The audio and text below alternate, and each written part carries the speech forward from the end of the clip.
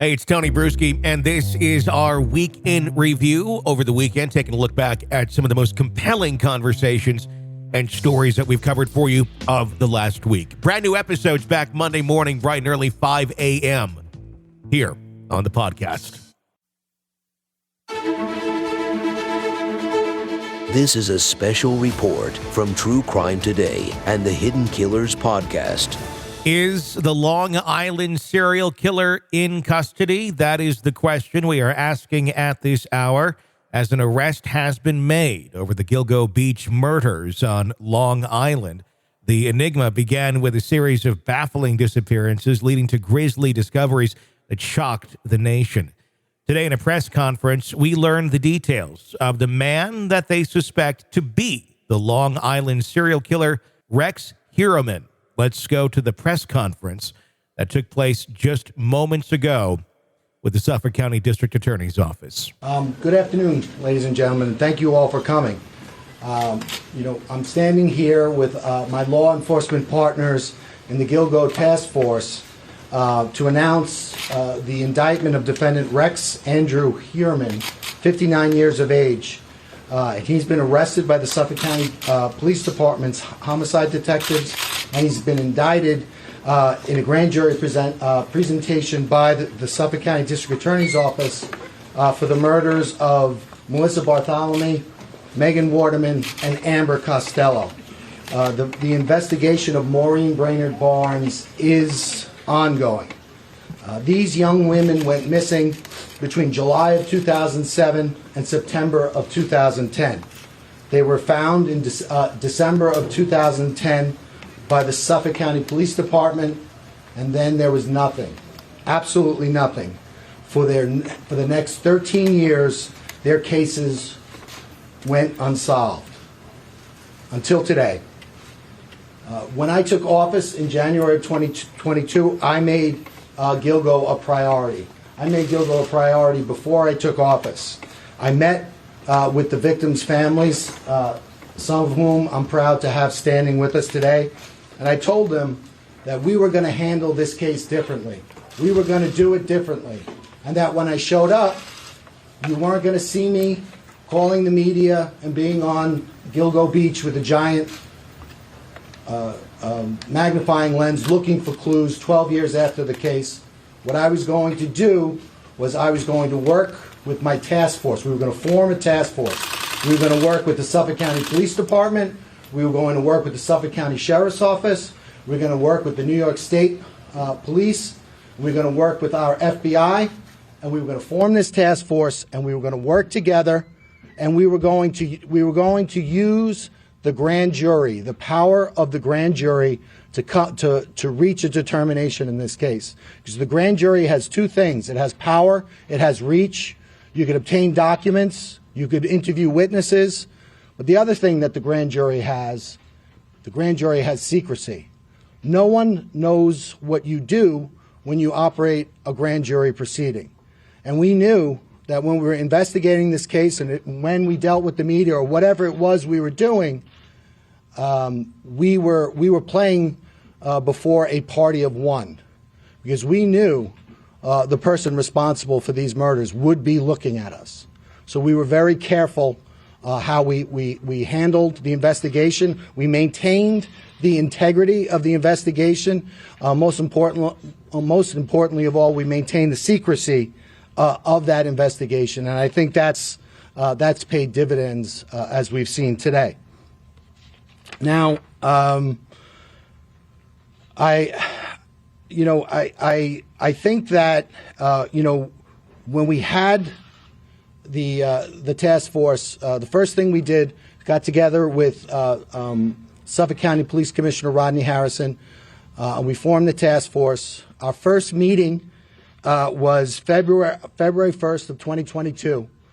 And what we did, all of the agencies here, we made the commitment. We were going to take our most talented investigators. So in the District Attorney's Office, we took ADAs, myself included. We took analysts. We took detective investigators. And they worked on a daily basis with other talented investigators from all of the agencies here. And We started that in February 1st in 2022. 6 weeks later, on March 14th, 2022, the name Rex Heuermann was first mentioned as a suspect in the Gilgo case. A New York State investigator was able to identify him in a database, and from that point on, we used the power of the grand jury, over 300 subpoenas and search warrants looking into this individual's background to bring us to this day. So I'm proud. I know that this case is over, but I'm proud of what we've accomplished up to this point. I know we have more to accomplish, but I'm also thankful for the partnership of the task force, because certainly without the participation of the task force, we wouldn't be standing here. Before I thank some folks and turn it over to our partners, I just want to talk a little bit about the evidence in the case. I know a lot of people know about the case. As I indicated, the victims went missing between July of 2010 and July of 2007 and September of 2010. And in December of 2010, they were their bodies were recovered. They were buried in a similar fashion, in a similar location, in a similar way. All the women were petite. They were they all did the same thing for a living. They all advertised the same way, and there were immediately there were similarities with regard to the crime scenes. All the women were bound at the head, at the midsection, or at the chest, and later at the legs. The other thing I think that that's been talked about in the media was they were bound by burlap. That has taken a life of its own in the media, and the burlap has been described or thought to be the burlap that's used at a nursery for. That's not the burlap that was used in this case. The burlap was camouflage burlap used for duck blinds of hunting. Obviously it was used to purposely hide the bodies. One thing that became immediately apparent was at the time of each of the murders, the murderer, the defendant Heuermann, he got a cell phone and a burner phone, which is prepaid and anonymous.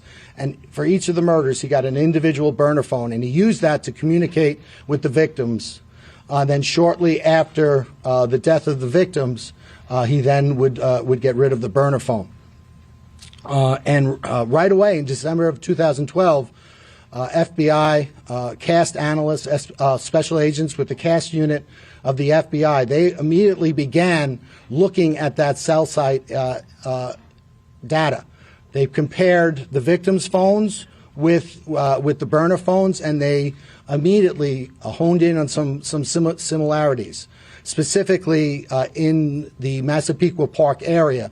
And they looked at an area of a confluence of 4 cell towers, and they realized that this had significance because the perpetrator of these crimes was probably located within this area at or around the times of the murder.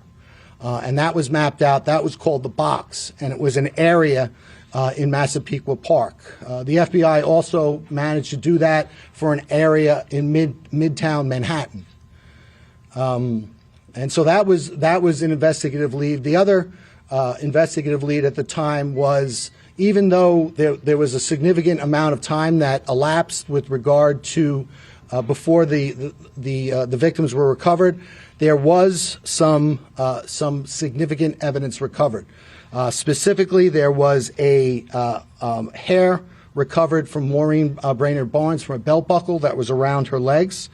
With regard to Megan Waterman, there were 3 hairs recovered from her, one from around her head area, one from around her leg area in the burlap, and then there was one caught in between the tape.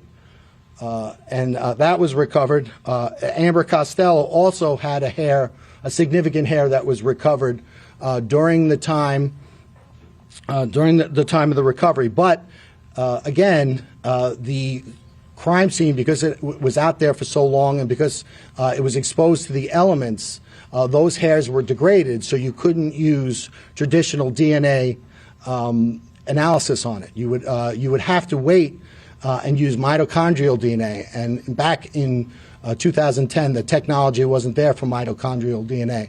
So the investigation proceeded, but also technology proceeded as well. And then in January and February of 2022, we formed the task force. We began working collectively. And then a mere 6 weeks later, on March 14th, 2022, Rex Heuermann was identified for the first time. And the manner in which that was done was the New York State investigator looked at a database. Amber Costello, the day before her disappearance on September 1st, 2010, she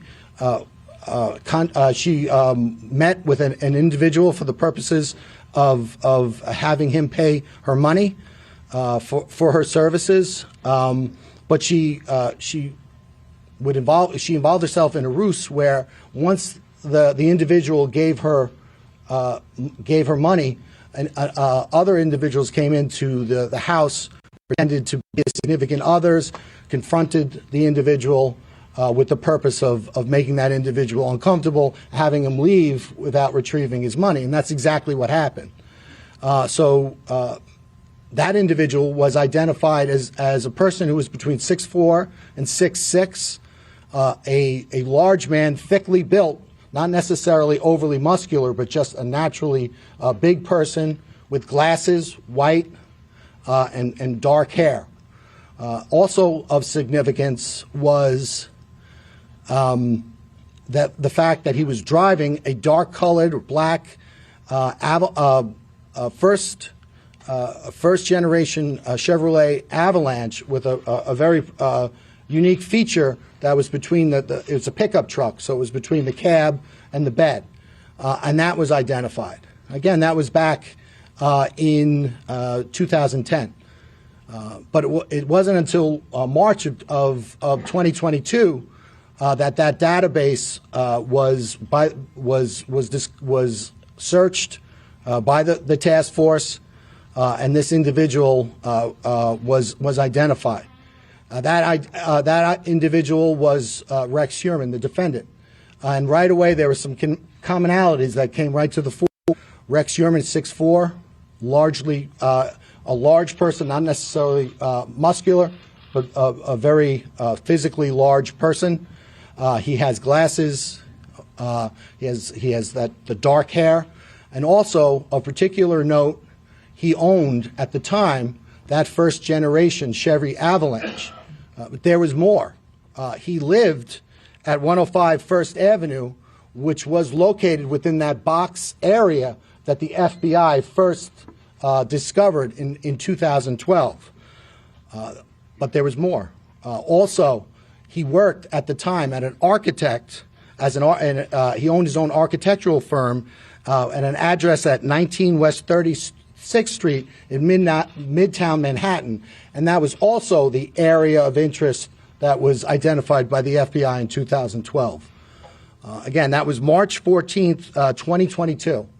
And from that point on, our partners and my office, we used the grand jury to continue to investigate, and we executed over 300 subpoenas, search warrants pertaining to this individual to find out more information. One of the things that we did is we followed him because we wanted to get an abandonment sample of his DNA, which we were able to do. We also got DNA samples, abandonment samples from his family.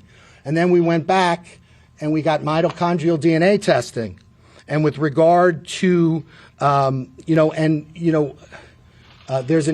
an aspect of New York State law that doesn't allow me to talk about DNA testing, specifically at press conferences. It's so I can't do that. However, at the arraignment and also when we filed our bail letter, we talked about the significance of that evidence. So if anyone needs to see that. But suffice to say, that evidence was significant, especially with regard to the other evidence that we had developed. But it was there was another interesting aspect. We looked at the Heuermann family travel records, and we learned that during the murders of the last three women, Barthelemy, Waterman, and Costello, that during the commission of those murders, the defendant's wife and children were out of New York State, and he was alone in the tri-state area. We also went back and looked at his cell site records, and we compared his personal cell site records with that of the 4 target phones, and we saw that there was areas of commonality. In other words, that whenever the target phones would bounce off a cell tower, if the Heuermann personal phone bounced off a tower, it was always consistent and in close proximity with the target phones. And at no time was there ever an instant where those target phones were, for instance, in New Jersey while the defendant was on Long Island. So that was completely consistent. The other thing that we looked at was we looked at his use of burner phones, and we followed, using the grand jury, using the great investigative help from our partners, we followed his use of burner phones. We were able to identify 7 separate burner phones that he used. We were able to use fictitious or fraudulent email addresses and get Google warrants, and from there we got his searches. And we learned what the defendant was searching. In a 14-month period, he had over 200 searches pertaining to the Gilgo investigation. Not only was he looking at investigative insight, he was trying to figure out how is the task force using cell phones to try to figure out what's happening. What are the developments with regard to the task force? And this really supported our decision to keep our investigative focus secret, because we knew that one person would be watching, and we didn't want to give him any insight into what we were doing. And we also didn't want him to know just how close we were getting.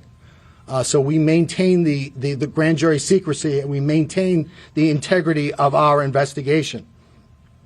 In addition to those Gilgo searches, he was compulsively searching pictures of the victims, but not only pictures of the victims, pictures of their relatives, their sisters, their children, and he was trying to locate those individuals. In addition to that, there was a lot of torture, porn, and what you would consider, depictions of women being abused, being raped, and being killed. In addition to all of that, we continued to look, and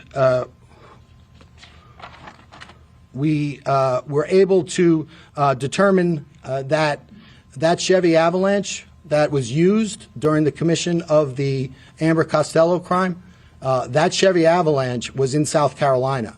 And again, with the help of our partners, we were able to seize that Chevy Avalanche pursuant to a search warrant, and we're certainly going to analyze that. In addition to that, pursuant to the arrest of the defendant last night by the Suffolk County Police Department, we obtained one of his burner phones, his last burner phones. As I said, this case is not over, it's only beginning. We're continuing to execute search warrants, and we anticipate getting more evidence. Before I turn it over to my partners, I want to thank a lot of people in the room. First and foremost, I want to thank the victims in this case.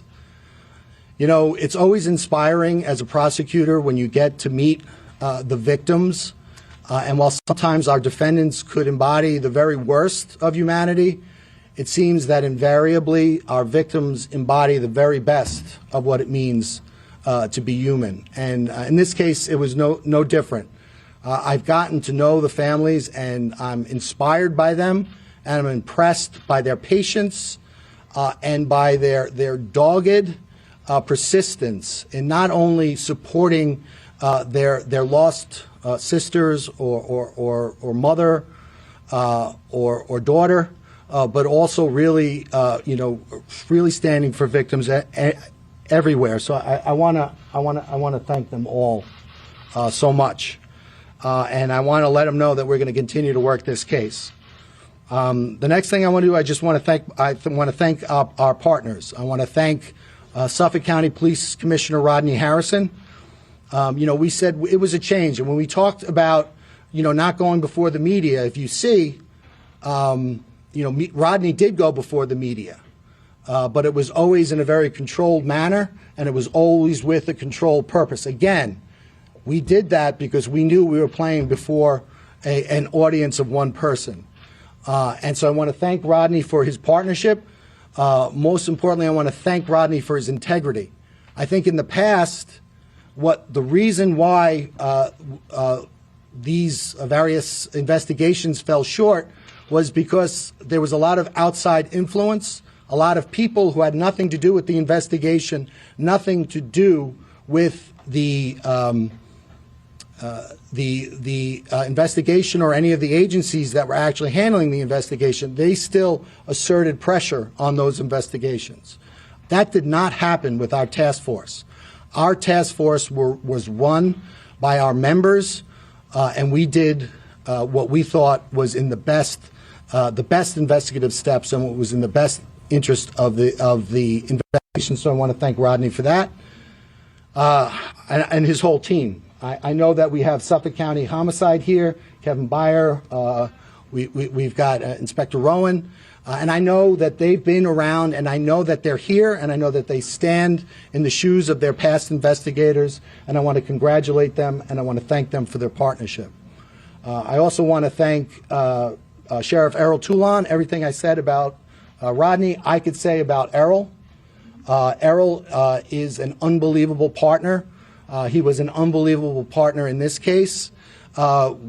During the pendency of this case, and one of the reasons why we had to take this case down was we learned that the defendant was using these alternate identities and these alternate instruments to continue to patronize sex workers, which of course made us very nervous. But with the help of the sheriff and his database and his analysts, we were able to continually stay one step ahead of the defendant. So thank you, Sheriff Toulon.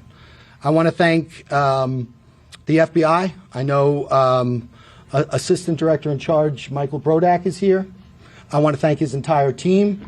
When you have the FBI, not only do you have tremendous resources and insight, whether it's the Behavioral Sciences Unit, whether it's CAST, whether it's CART, which is their computer unit, but you also have the ability to seize a car in South Carolina. I can't seize a car in South Carolina without the FBI. So thank you for that, and thank you for your partnership, and thank you for your willingness to work with us. I want to thank the New York State troopers. I know Major Udis is here and his team.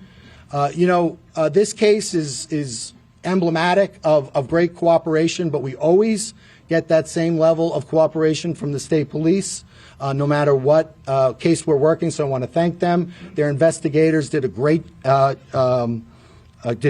on this job and in this case, and we couldn't have done it without them. Lastly, I want to thank Nassau County Police Commissioner Pat Ryder. I don't know if he's here. Did he make it?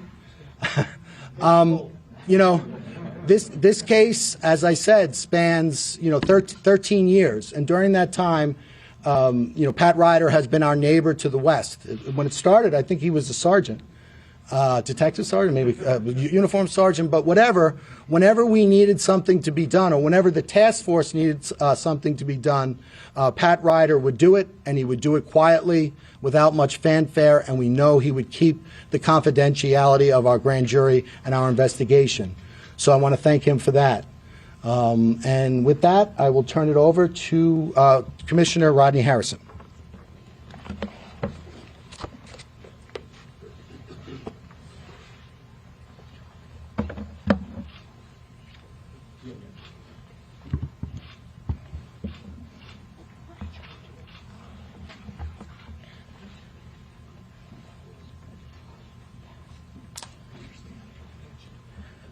Good afternoon.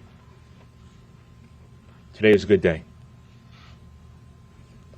And before I acknowledge the individuals that had a role in getting to this place, I would first and foremost like to offer my deepest condolences to the family members. To the family members of Amber Costello, Melissa Bartholomew, Megan Waterman. I can only imagine what you had to endure over the last decade regarding knowing that your killer was still loose. God bless you.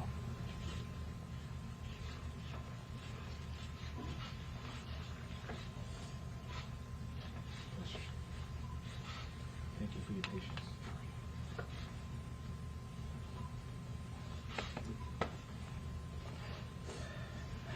So I've had the privilege of being the police commissioner nearly about 2 years now, and I have had that investigative experience in the NYPD as a detective, as the chief of detectives, and when I was going through the process of being the police commissioner, my engagement with the county executive was I was very familiar with this unfortunate homicides. And I wanted to let it be known that this was going to be our number one priority. But I also want to make this very clear, that this arrest was made by the investigators assigned to the task force. I announced during a press conference 18 months ago about a new team effort that was going to investigate the homicide, and that was going to consist of people from Ray Tierney's office, from Mike Broddock, FBI. Mike, thank you so much. State Police, Steve, appreciate your support. Dr. Earl Talon, Jr., thank you, sir. As well as the investigators from the homicide detectives in Suffolk County. Gentlemen, thank you for all you've done working together with us, making sure we are here today. I also want to thank my partner, Pat Ryder. Pat, good seeing you, man. And former NYPD Police Commissioner, Keyshawn Sewell, for providing resources to assist in the investigation that brought us here today. So, one of my first acts was to survey the scene. When I first got assigned as a police commissioner, me and Kevin Breyer went over to Gilgo Beach. I want to thank Kevin. You know, when I first met Kevin, he broke the whole case down and where we stood. He knew the case like the back of his hand. He worked tirelessly in this case. Kev was in charge of overseeing the task force since its creation, and you did a phenomenal job, Kev. Thank you. So there's something that I learned from a former NYPD Police Commissioner, James O'Neill, which is in order to fight crime or to solve investigations, you have to make sure you're working with your law enforcement partners. The blueprint in making this arrest was a whole team effort. Everybody left their egos at the door and made sure that they brought the knowledge and the resources to this investigation. Fresh eyes on this case and the resiliency of our investigators allowed us to identify Rex Heuermann. Ladies and gentlemen, Rex Heuermann is a demon that walks among us, a predator that ruined families. And if not for the members of this task force, he would still be out in the streets today. However, even with this arrest, we're not done. There's more work to do in this investigation regarding the other victims of the Gilgo Beach bodies that were discovered. I'm going to encourage anybody that still has information, call our Crime Stoppers hotline, 1-800-220-TIPS. I want to recognize and thank my Chief of Detectives, John. Thank you for your great work. Deputy Police Commissioner Anthony Carter, both of you who provided update information regarding the case and let it be known if there was any resources that they needed that you brought it to my attention. Since the discovery of the first victim, there's been a lot of scrutiny and criticism regarding how this investigation was handled. I will tell you this, the investigators were never discouraged. They continued and uncovered evidence and followed leads. They never stopped working and will continue to work tirelessly until we bring justice to all the families involved. Last but not least, I want to thank my predecessors that came before me, the work that they did. I want to thank them for really laying the foundation that helped us get to here today. Thanks, Ray.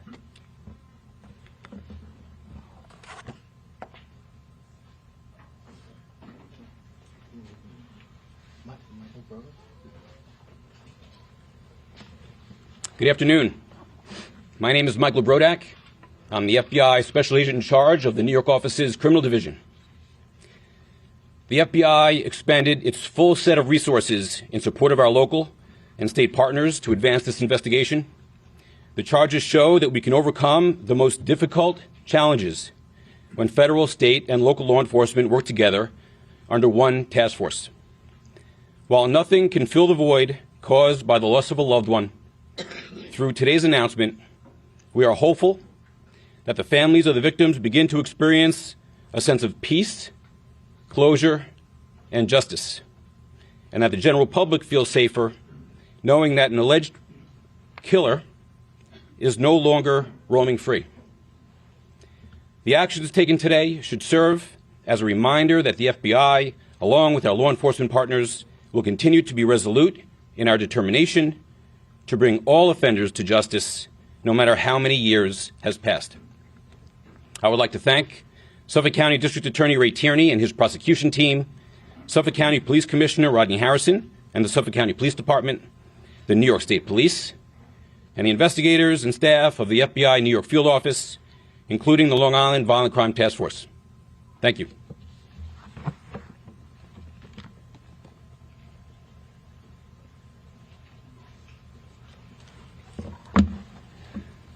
Good afternoon. My name is Dr. Errol D. Toulon, Jr., and I'm the Sheriff of Suffolk County. I would profoundly like to thank the District Attorney and the Police Commissioner for including me not only here today, but for including the Suffolk County Sheriff's Office and recognizing the importance of jail intelligence. It is extremely important when you realize that we created our human trafficking unit in 2018, that there are victims in our community, and that intelligence is being shared by many of the men and women who are incarcerated today. And we have seen many disjointed investigations occur, and leading up to the leadership of these two men have really brought everything together. I am proud that today we stand here a little bit closer to bringing closure to the families and extend my deepest condolences to all of you. Because of the nature of this case, and recognizing that human trafficking and corrections intelligence is so important, we realize that there are many other cases that are going on that we will help to solve going forward. So I thank my intelligence staff and team that are here today for their diligence and their work. While we did our part in this investigation, we continue because we have to house this individual.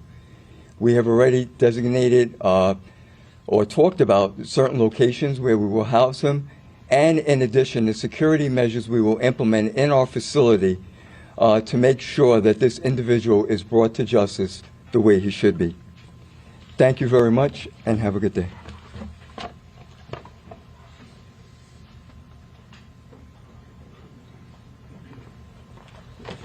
Good afternoon. I'm Colonel Richard Allen, the field commander with the State Police, and I want to start by expressing my sincere condolences to the family members that are here today. Although losing a loved one, you can never completely get rid of that pain, but hopefully these steps that are taken here today are a step in the right direction for you to start in the healing process or work through the healing process. I want to thank the members of the task force, all the agencies you see behind me. When we were approached in 2022 to be part of this task force, we were fully engaged. Glad to be part of this. We assigned investigators on a full-time basis. You know, what you see being done here today is the end game of agencies working together, as was said before, with no egos, all egos put aside, with the sole mission to find justice for these victims.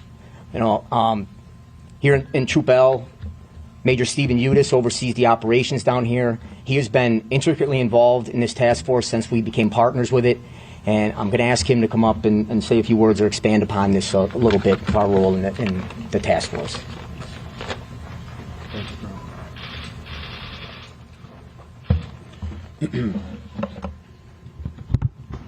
Thank you, Colonel. Good afternoon. I'm Major Steve Udis, New York State Police, Troop L, Long Island Troop Commander. I'd like to take this opportunity to start off by acknowledging the DA, Ray Tierney, and Commissioner Rodney Harrison for having the vision to see that forming a task force might breathe new light into this investigation. The state police were asked in early 2022 to join this task force, and once requested, we were more than willing to do so. We were also very pleased that we were able to make some very meaningful contributions in this case to help propel it forward. I'd like to take this opportunity to thank all of the task force members from the different agencies and congratulate them on a job well done. I think this case represents an example of what we as law enforcement can do when we pool our resources together and we work together. I would also like to mention the state police member assigned to this task force. You were provided with a mission, and that mission was to participate in this task force, put everything else that you were doing aside, place 100% of your attention on this case, and help push this case forward. You more than accomplished that mission. I congratulate you on a job well done, and I commend you for your outstanding work. To the families, I'd like to say that on behalf of myself and the New York State Police, we offer you our deepest condolences. We recognize that these crimes may have happened years ago, but that pain continues. Our hope is that this development today provides you with some relief and some comfort, knowing that the person responsible for your loved one's death is now being held accountable, and he's no longer a threat to anyone else in society. I want you to know, additionally, that the state police is not done here. We are remaining committed and will continue to support the Suffolk County District Attorney's Office, the Suffolk County Police Department, and this task force as we move into the next phase of this process. That's the prosecution. I would also like to say something to everyone watching this with us today. There's been a lot of discussion here today about charges, about the suspect, about what happened, but I would also like everybody to take the time to join with me and keep the families of the victims and the victims themselves in your thoughts and in your prayers. Each one of these victims was a family member and a loved one, and their void and their loss caused great pain, and they did not deserve this. Nobody is deserving of this. We hope this development today will bring some comfort to them as they move forward. Thank you.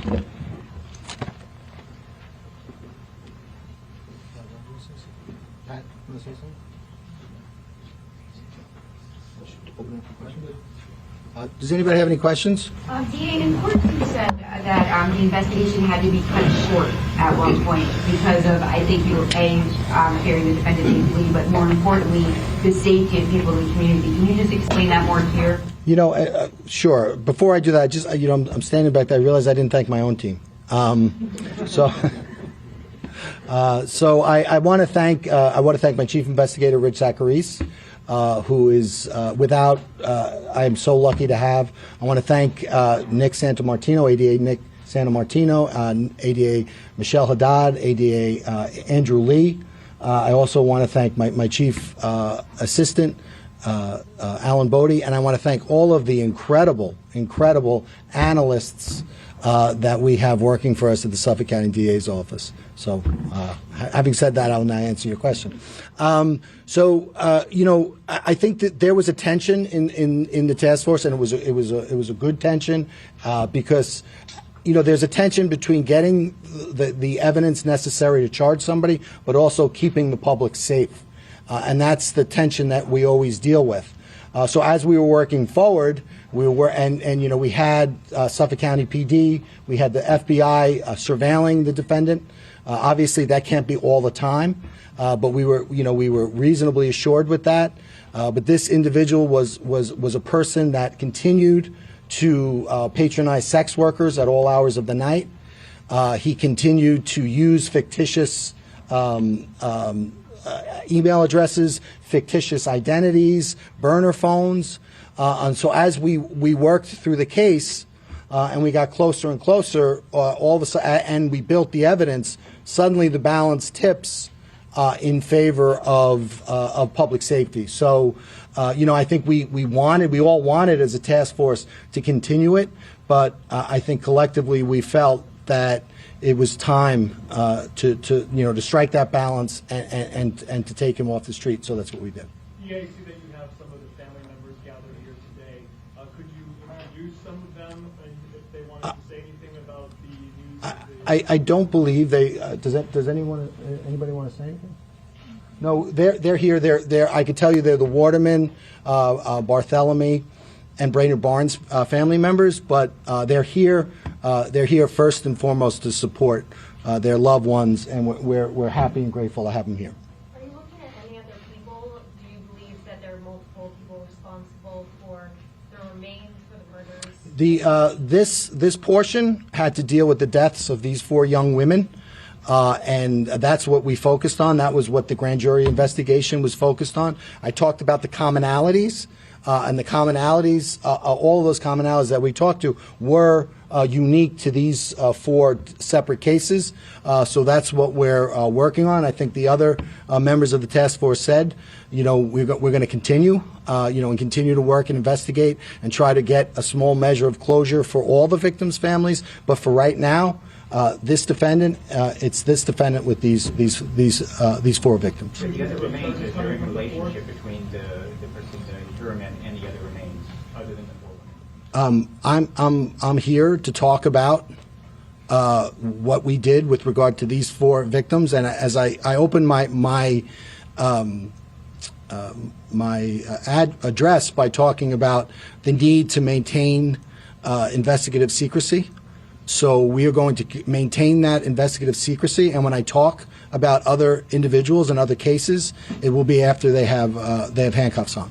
You mentioned that there was a New York State officer made the link with Heuermann. He looked at data, and that's when Heuermann came up shortly after the task force. Explain that. Can you talk a little more about that? So, I mean, we talked about some of the evidence that was there. Obviously the cast, that phone evidence was great evidence. And then there were other commonalities, there were other investigations. But I think one of the good things about having a task force is basically you strip it all down. And you start from scratch, and then you use the DA's office, because the DA's office has to get you the lifeblood of an investigation is information. And the way you get information on a cold case is the district attorney's office issues subpoenas in conjunction with the investigators and executes search warrants, again, in conjunction with the investigators. And then you mine all that data, and then you let that data take you where you need to go. So that's what we did in this case. And 6 weeks in, the break in the case, a significant break in the case, was the avalanche and the fact that this guy, he was described by witnesses as an ogre. He matched the description of the ogre and where he lived. Was the avalanche the link there? Was that what jumped out? Well, I mean, it was a lot of things, right? It was his physical size. It was his where he lived, where he worked. the fact that his family members were out of the country at the time of the commission of the 3 murders, the fact that he now then you start looking into him and then you start getting burner phones. Well, he has we had up to 7 burner phones. He's using these fictitious email addresses.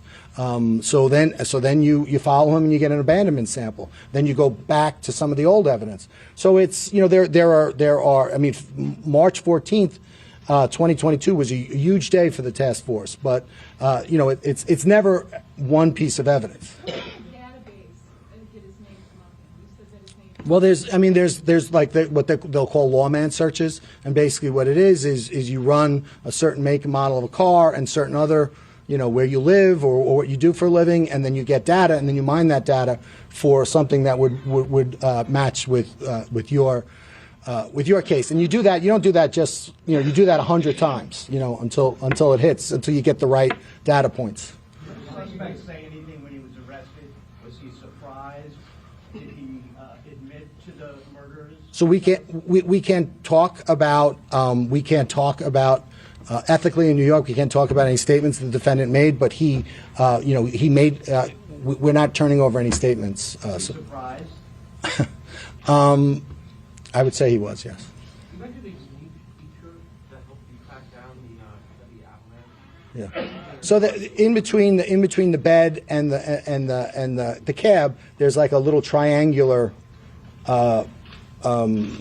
ornament almost, and it's unique in the way it's configured. It's unique to the avalanche. It was unique to the avalanche at that time, and that was something that was pointed out by witnesses. What? Well, you know, the investigation is continuing, and I would never say never. And we're going to continue to look at, again, now this is a watershed event in this case. And so we've now are going out and we're executing more search warrants. We'll get more information, more data, and, you know, together we'll look at that and see where it leads. Can you share what the other victims' families are feeling today? I'm sorry? Did you speak to the other victims' families? Did they tell you how they're feeling today? Which so this investigation had to do with these 4 victims. So we've been in touch with the 4 victims through the grand jury process. With regard to victims in general and other victims, you know, who lost people in the vicinity of that area, you know, we speak to our victims all the time, but those are conversations that we keep between ourselves. One victim that has not been linked to the charges to this suspect at this point. So you know, it's so first off, Maureen Brainerd Barnes. The other 3, one went missing in 2009. I believe the others in 2010. She was in 2007, so it was a little bit more remote in time. We are working through evidence. A lot of that evidence has to do with forensic evidence and analyses that are not completed. But once those analyses are completed, we feel good about the case, and we're going to just continue to let that process go. And again, I think the initial plan was to allow the grand jury investigation to go a little further, but at a certain time, again, the task force felt, you know, we need to for reasons having nothing to do with the evidence in the case, we need to take it down. Can you just sum up this defendant? You've seen a lot. Can you just sum up this defendant and what he is accused of? You know, he's, you know, it's as a prosecutor and as investigators, you know, he is charged with a crime. There are certain elements in which we need to prove that crime. We are going to prove those elements. We're going to work hard. We're going to convict him, and we're going to hold him responsible for what he did. And whether, you know, what I think of him personally, whether I like him, whether I don't like him, doesn't matter. We are going to hold him responsible for what he did in this case.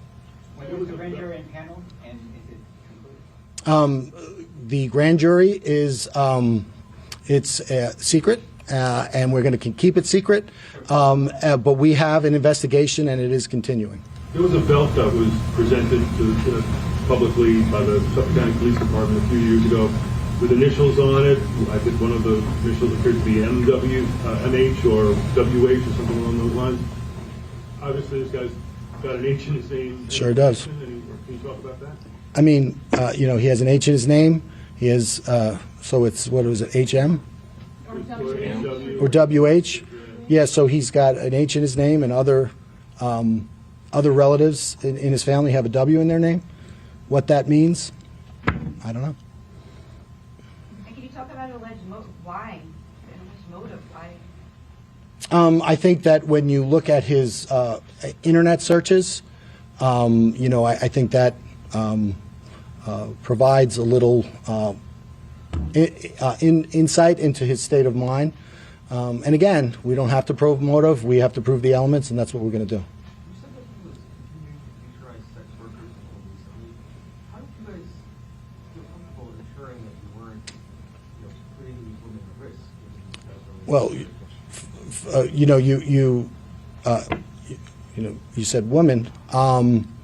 With regard to the sex workers, what we did was we had him under surveillance.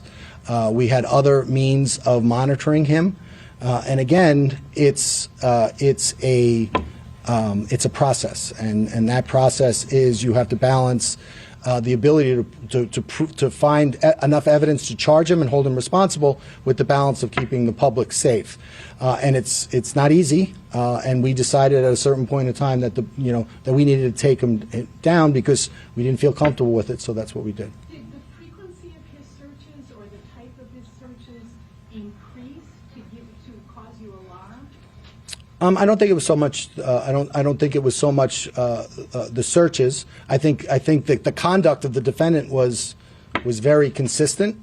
I think, but the quality of our evidence was increasing by the moment due to the great work of our task force partners. So at a certain point in time, we're like, okay, we can do this. Was there a murder weapon, or was this all by physical force? I believe the cause of death is homicidal violence. Obviously, given the length of time and the exposure to a very harsh environment, forensically there was not not a lot that could be done with the remains, other than come to that conclusion. He owned 92 guns. There was said at the arraignment that he had. He has permits for 92 guns. He has a very large safe in which guns are kept. We are continuing to execute search warrants, so I'm sure we'll have that answer shortly. There's quite a large gap between when he last defended and his arrest. Is there any concern that he committed any other crimes in that time period before the task force was set up? I'm sorry? Is there any concern that obviously when he last was known to commit a crime in 2010 and it's now 2013, the task force was set up in 2022, that's quite a large gap. Is there any concern? I think there's always concerns. I think I got into office in January 22. We worked with our partners. We had our first meeting February 1st, and we worked. And March 14th was really that watershed day. And when I tell you, I'd like to brag and say that my office was really working hard, which we were. But no other agency was working any less hard than we were. Once we realized what we had and we realized the stakes, all of our partners really worked. I think if you look at the folks standing here, I don't think that, in the last 48 hours, any of us have gotten more than 3 hours sleep. Regarding Maureen Bernard Barnes, how much more do you need to actually tie it into that? We are going to continue our investigation, and when we are prepared, when we have concluded that investigation, we will we'll bring that to a conclusion, but we will not do it before. All right, thank you. You have one more? Okay, between all the search warrants and the subpoenas, will you ever think that you were going to lose them? Reading between all the searching around and stuff? And I don't want to tell you, exact investigative techniques because they're, again, part of the reasons why they're effective is because people don't necessarily know what it is exactly we do. But always a concern, but given the professionalism of our partners, their diligence and their commitment, we felt good about the case or keeping the case going until we didn't, and then we took it down. Thank you. Thanks, guys. That's the press conference, and that's the latest that we have for you right here. We will continue to follow this for you and bring you breaking updates as they happen. I'm Tony Brueski. Thanks for joining us. This has been a special report from True Crime Today and the Hidden Killers podcast.